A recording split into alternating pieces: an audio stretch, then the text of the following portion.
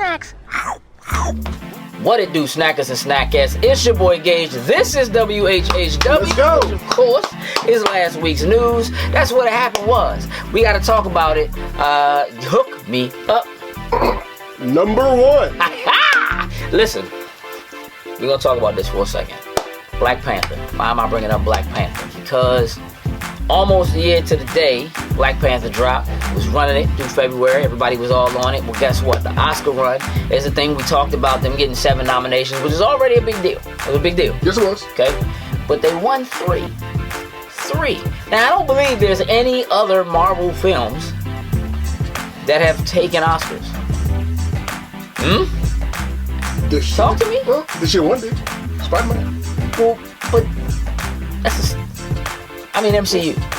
No. I mean MCU Right. specifically. No. But I mean, I know this year we was gonna get spoiler alert. Spider-Man Into the Spider-Verse, best animated film. Oscars, baby.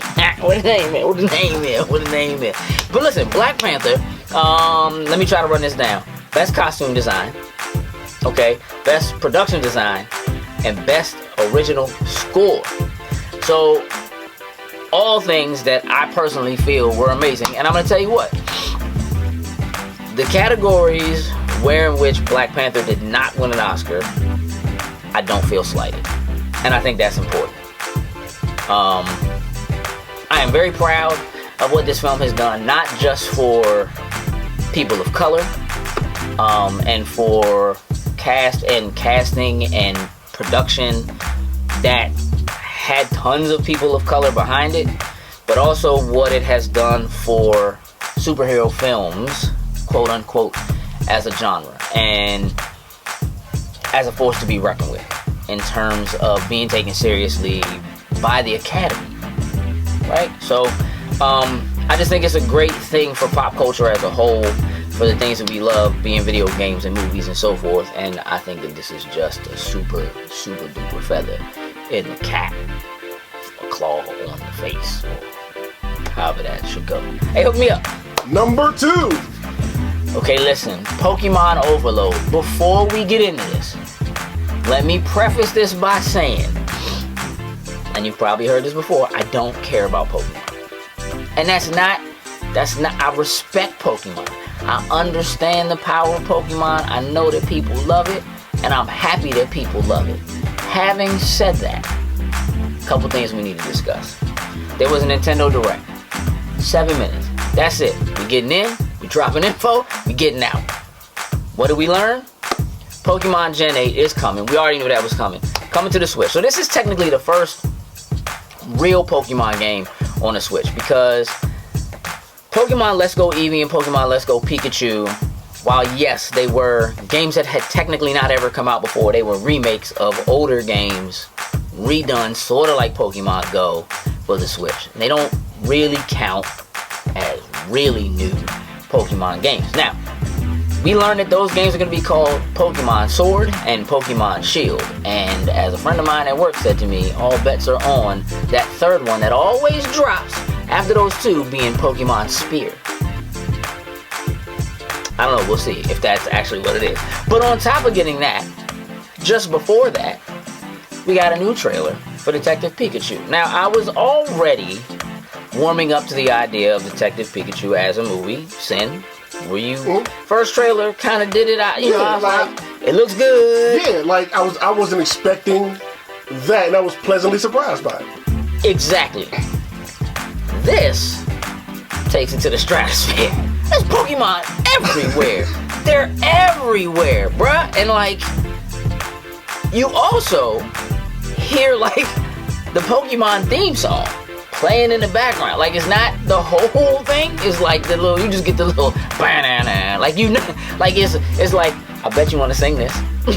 Like, they just kind of throw a little bit of it at you. And this trailer focuses a bit more on Ryan Reynolds' version of Detective Pikachu, the one Pokemon who's able to speak English, or at least be understood by this one guy for whatever reason. I don't know if they're gonna actually explain or explore that or not, but it's there.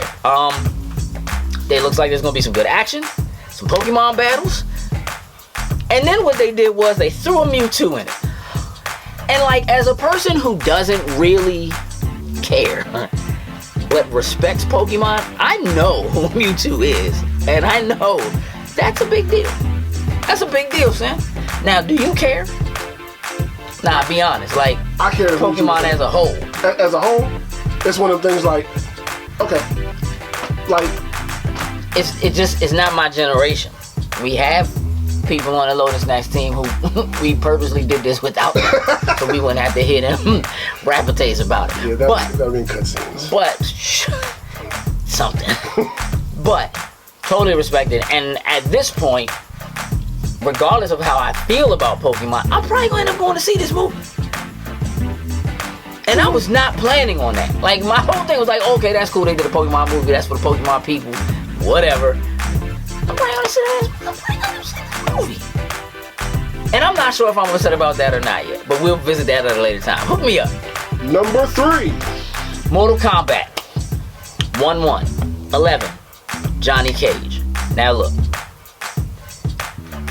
Under most circumstances, I am also, sort of like Pokemon, not really a Johnny Cage fan. Like, in the first couple of games, I would probably say Johnny Cage is my least favorite character. I probably picked him less often than anybody else. Where do you fall on Johnny Cage? Like, in the grand scheme of Mortal Kombat games. Look, I give him respect. He OG. He been around. But same thing. Like not. But he was the worst one. Like, he was the worst. It's Michael Dudikoff. That's my man. Go on, Michael Dudikoff, American Ninja, y'all. Look it up. That's for our age range right there.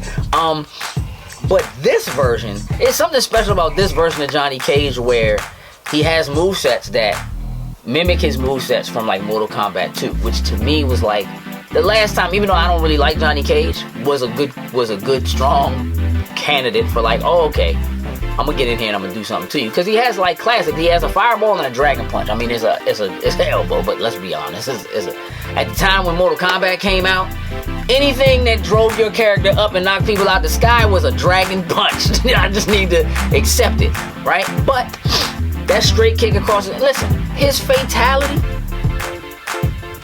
I just need to watch it. Like, he actually uses like extras in his fighting. That's like the most creative stunts. fatality. Yeah, he has like stunt doubles come in and like hit people, clothesline people, hold people while he punches them.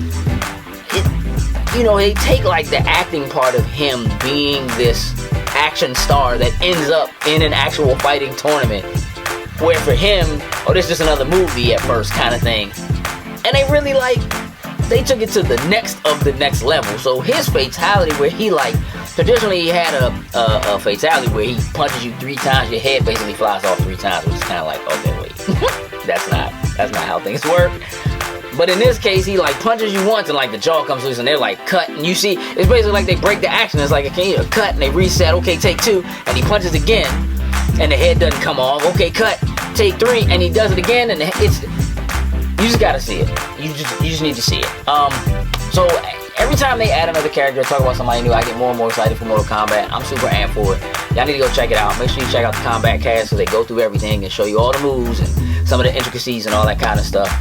Clearly they're still doing some tweaking, but Johnny Cage might be a go-to for me, and I was not expecting that at all. Get ready, Sam. Alright, listen, we're gonna wrap this up, but before I go, I'm gonna go that way. Before I go, I need you to do me a favor. Comments in the below, right? Hit the ding-a-ling bell so you get the notifications. That's a new word.